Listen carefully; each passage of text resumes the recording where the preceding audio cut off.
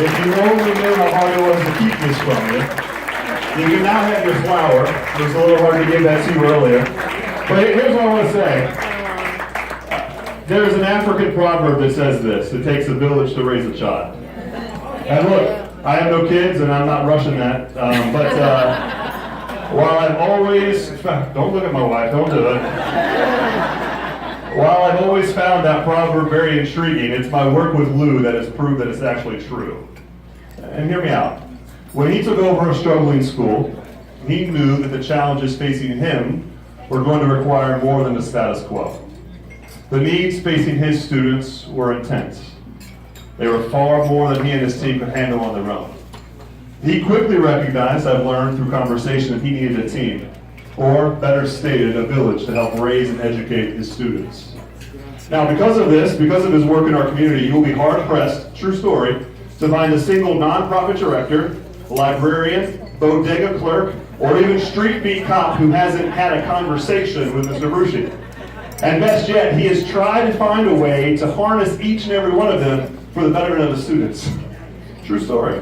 They know who he is, the guy with the big beard. And he's found success in many ways, big and small, connecting the resources of his community with the families in his school. Now, this work isn't easy. Mr. Bruschi works incredibly hard. He's in that school all the time. I see his car outside. And what I find encouraging is that while there are other places he could choose to work, other schools with better perks and benefits, where the workload wouldn't be so heavy, Lou's decided to stay here. In fact, I've learned he's come back to the very school where others poured into him as a young boy. A school where for him a future of possibilities was placed out in front of him.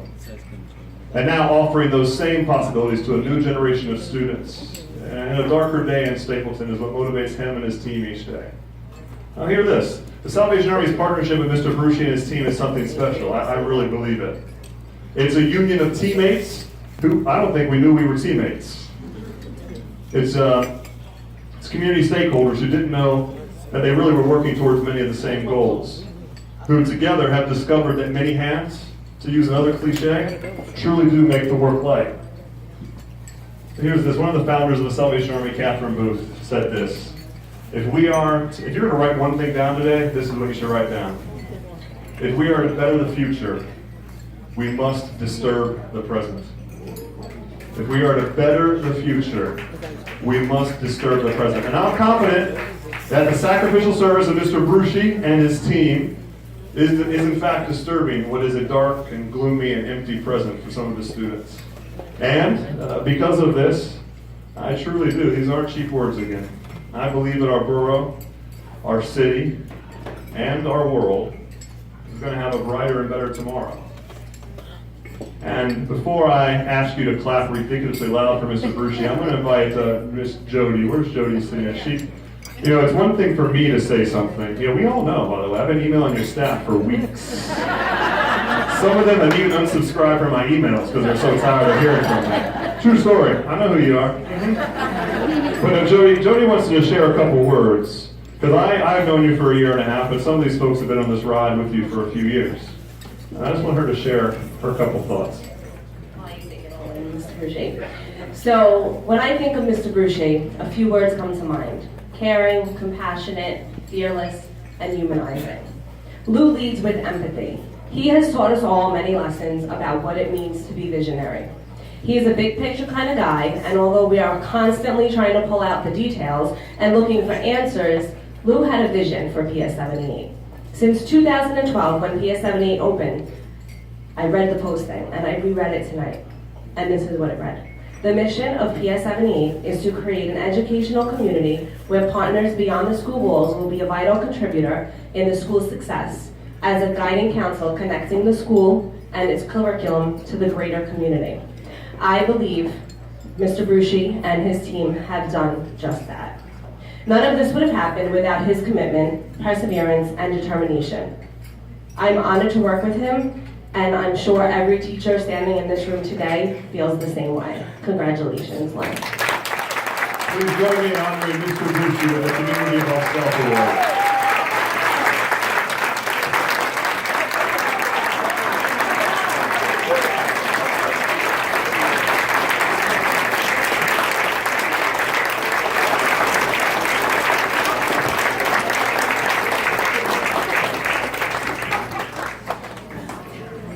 So apparently I have to pay attention to a few more details in the school.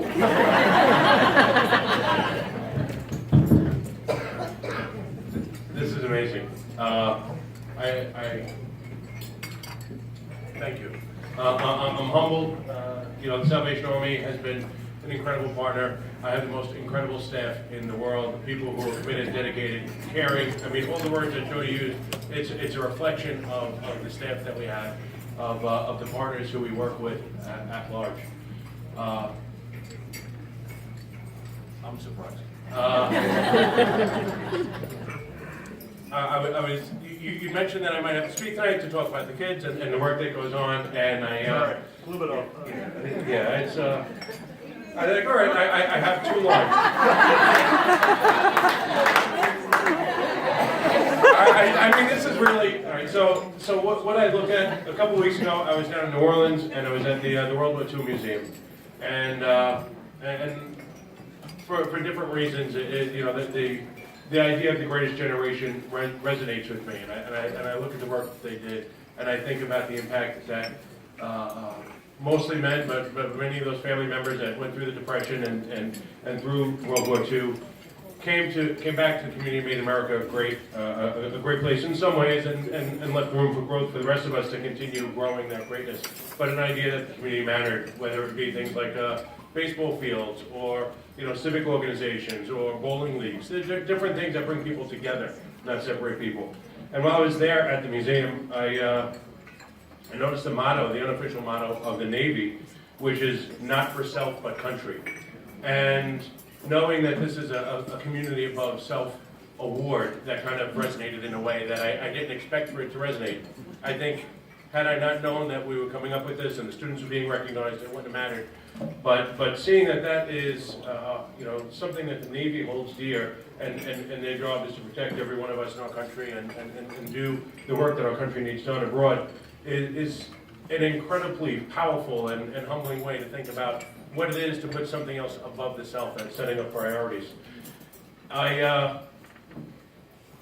also took a look at the mission and the vision of the Salvation Army, and the work you do is Christian work, and it means a lot to me in ways that I can't really articulate well. But there's one piece there that I wanted to kind of capture, and to meet human needs without discrimination. I think there are a few more words in there. And I think about the work we've done together, lots of hot dogs, chicken, ice cream, donuts, cupcakes, we work off all those calories.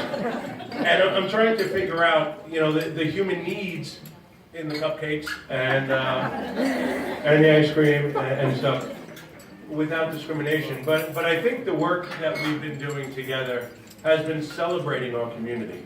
And that is the need that we kind of recognize that had to be there. And the celebration in our community is providing opportunities for our families, our teachers, our students, our partners to come together, break bread from time to time, enjoy each other's company from time to time, and realize that we have special opportunity and I'll say a special responsibility to each other all the time. And that's a community above self that I think we're talking about. I think that's also meeting the human needs without discrimination, that all these people are coming together to work together, to be together, with the intentionality of making that happen.